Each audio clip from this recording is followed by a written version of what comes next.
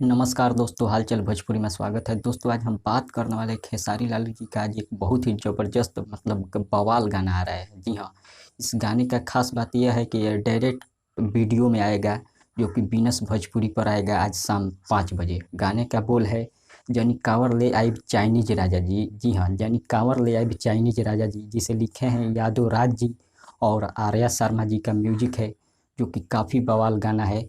इस समय चाइना का हर माल इंडिया में नहीं बिक रहा है, उसी टाइप का यह गाना लिखा गया है।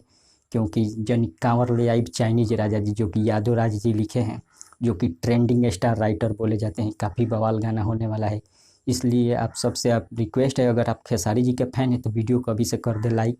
क्योंकि ऐसे ही खेसारी जी और भोजपुरी के लेटेस्ट खबर है इस चैनल पर आपको मिलता रहेगा।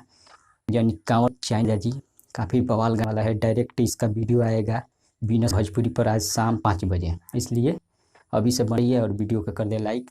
चलिए, धन्यवाद।